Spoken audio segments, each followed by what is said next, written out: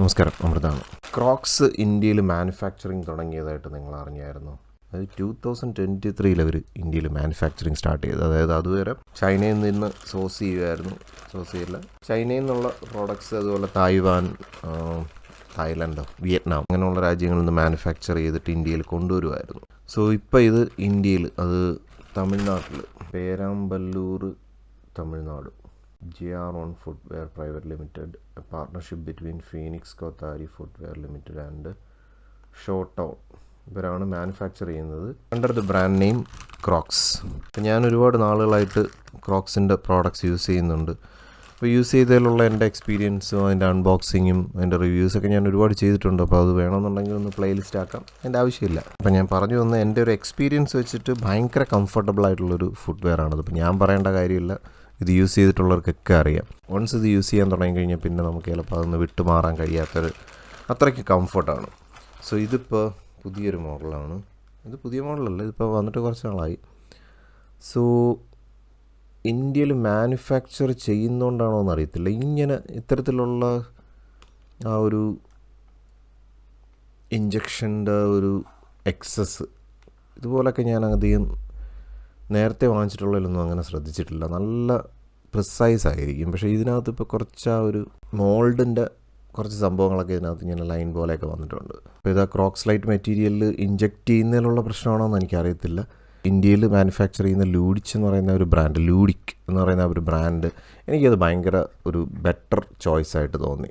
അത് ക്രോക്സിന് പകരം വയ്ക്കാൻ പറ്റുന്നതാണോ എന്ന് ചോദിച്ചു കഴിഞ്ഞാൽ അങ്ങനെയല്ല. അപ്പോൾ ഞാനിത് വേറൊരാളുമായിട്ട് ഇതിനെക്കുറിച്ച് തർക്കിക്കുകയും ചെയ്തായിരുന്നു. ഇപ്പോൾ ക്രോക്സിൻ്റെ അകത്തിങ്ങനെ ഈ കുറച്ച് ഡോട്ട്സൊക്കെ ഉള്ളതുകൊണ്ടും പിന്നെ ഭയങ്കര സോഫ്റ്റാണ്.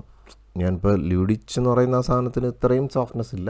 അപ്പോൾ ഞാൻ എൻ്റെ ഒരു ഫ്രണ്ടുമായിട്ട് ഇങ്ങനെ ഒരു ആർഗ്യുമെൻ്റ് തന്നെ ഉണ്ടായി.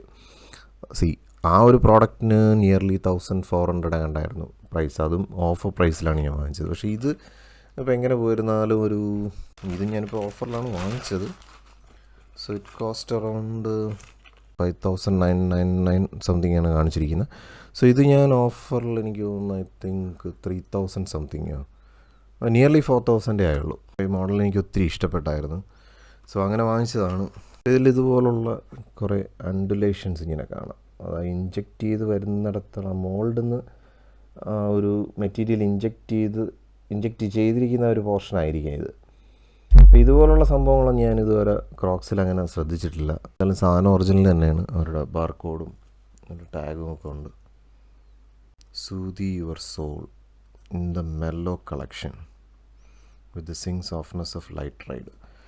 സോ ഇത് വാങ്ങിക്കുന്ന സമയത്ത് ഞാൻ നേരത്തെ ഒരു വീഡിയോയിൽ പറഞ്ഞിട്ടുണ്ടായിരുന്നു, അത് എൻ്റെ ഒരു എക്സ്പീരിയൻസ് ആണ്. അതായത് ഈ രണ്ട് മെറ്റീരിയൽ, ഇത് രണ്ടെണ്ണം ഇങ്ങനെ ഒട്ടിച്ചിട്ട് വരുന്ന സംഭവം പെട്ടെന്ന് ഡാമേജ് ആവും. ക്രോക്സ് ലൈറ്റ് മെറ്റീരിയൽ ആണെങ്കിൽ പോലും രണ്ട് ഇതായിട്ട്, അതായത് പഞ്ച് ചെയ്ത് വരുന്ന ക്രോക്സ് ആണെന്നുണ്ടെങ്കിൽ പെട്ടെന്ന് പണി കിട്ടാറുണ്ട്. എനിക്കങ്ങനെ ഒന്ന് പണി കിട്ടിയായിരുന്നു. ഞാനത് ഡീറ്റെയിൽഡായിട്ടൊരു വീഡിയോ ചെയ്തിട്ടുണ്ടായിരുന്നു. സോ ഇത് ഒരൊറ്റ പീസാണ്, ഇങ്ങനത്തെ ഒരു മോൾഡാണെന്നുണ്ടെങ്കിൽ ലാസ്റ്റ് ചെയ്യും, വേറെ പ്രശ്നമൊന്നുമില്ല.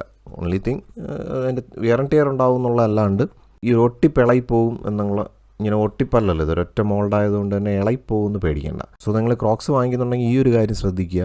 ഇപ്പോൾ ഇതിനകത്തൊരു പോർഷനായിട്ട് വന്നിട്ടുള്ളൊരു ടൈപ്പ് വരുന്നുണ്ട്. അതെനിക്ക് തോന്നുന്നു കുറച്ചും കൂടെ സ്ട്രോങ് ആണ്. കാരണം അതിങ്ങനെ പഞ്ച് ചെയ്തിട്ടുള്ള, അല്ലാതെ അങ്ങനെ ഫിക്സ് ചെയ്തിരിക്കുന്നതാണ്. അപ്പോൾ അങ്ങനത്തെ ആണെന്നുണ്ടെങ്കിലും പിന്നും കുഴപ്പമില്ല. അപ്പോൾ ഇതൊരു കമ്പാരിസന് വേണ്ടിയിട്ടാണ് ഈ ഞാൻ പറഞ്ഞ ആ ഒരു ഇന്ത്യൻ ബ്രാൻഡുമായിട്ടും അത് യൂസ് ചെയ്യുന്നതിൻ്റെ ഒരു കംഫർട്ടും ഇത്രയും കോസ്റ്റ്ലി ആയിട്ടുള്ള ഈ ഒരു സാധനം യൂസ് ചെയ്യുന്നതായിട്ടുള്ളൊരു ഡിഫറൻസ്.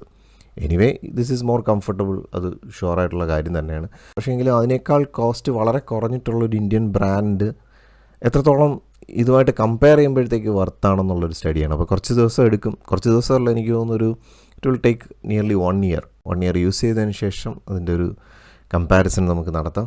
സോ ക്രോക്സിന് ഹാർഡ് കോർ ആയിട്ടുള്ള ഫാൻസ് ഉണ്ടെങ്കിൽ നിങ്ങളൊന്ന് ഹാൻഡ് റൈസ് ചെയ്തൊക്കെ താഴെ കമൻ്റായിട്ട്.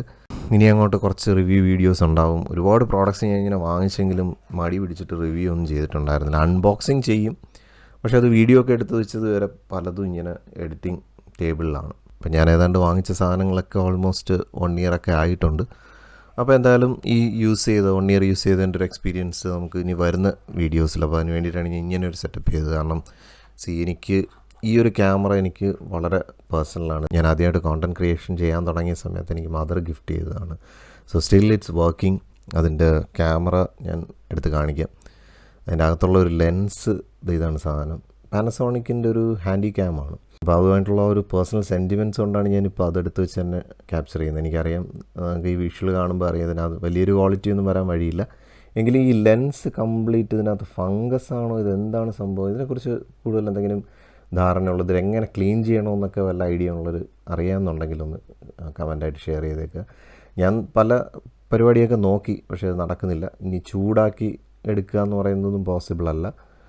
എനിവേ ഇത് കളയാനേ കൊള്ളാവുള്ളെന്നാണ് എനിക്ക് തോന്നുന്നത്. ഇതിൻ്റെ ഉള്ളിൽ ക്ലീൻ ചെയ്യാൻ ഒരു പോസിബിലിറ്റി ഞാൻ കാണുന്നില്ല. അങ്ങനെ ഞാൻ ഈ ക്യാമറ തന്നെ അഴിച്ചെടുത്തിട്ട് ഈ ലെൻസ് ഞൂരി എടുത്തപ്പോഴത്തേക്ക് അകത്തുള്ള ലെൻസ് എന്തായാലും വർക്ക് ചെയ്യുന്നുണ്ട്. അപ്പോൾ അത് വെച്ചിട്ടാണ് ഞാനിപ്പോൾ ഇത് ക്യാപ്ചർ ചെയ്യുന്നത്. മേ ബി അതിൻ്റെ ഒരു ഫിൽറ്ററിൻ്റെ പ്രശ്നമൊക്കെ ഉണ്ടാവുമെന്ന് അറിയത്തില്ല. എന്തായാലും വീഡിയോ എടുത്തിട്ട് വലിയൊരു ബുദ്ധിമുട്ടൊന്നും എനിക്ക് കണ്ടിട്ട് തോന്നുന്നില്ല. സോ പിന്നെ കളറിങ്ങിലൊക്കെ കുറച്ച് പ്രശ്നങ്ങളൊക്കെ, ഞാൻ കളർ ചെയ്യുന്ന സമയത്ത് എനിക്ക് കുറച്ച് ഫെയ്ഡഡ് ആയിട്ടൊക്കെ തോന്നി.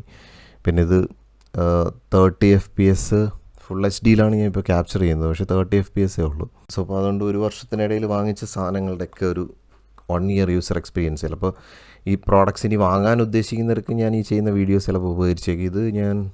ഇതിപ്പോൾ വാങ്ങിച്ചിട്ട് ഏതാണ്ട് ഒരു 1 മന്ത് കഴിഞ്ഞു.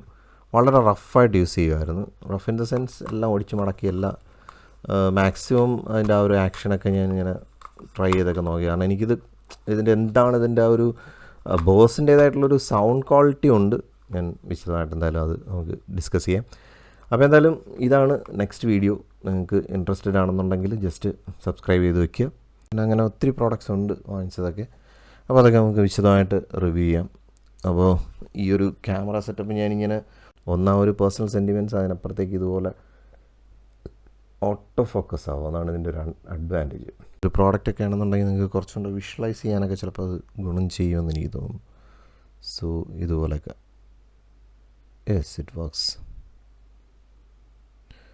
സോ അപ്പോൾ എന്തായാലും നമുക്ക് വിശദമായിട്ട് കുറച്ച് റിവ്യൂ വീഡിയോസുമായിട്ട് വീണ്ടും കാണാം. അല്ലെങ്കിൽ ഒരു ബ്ലിസ്ഫുൾ സ്റ്റോറി ആയിട്ടോ അല്ലെങ്കിൽ ഒരു മൂവി റിവ്യൂ ആയിട്ടോ ഒക്കെ വീണ്ടും കാണാം. Thank you for watching and thank you for supporting.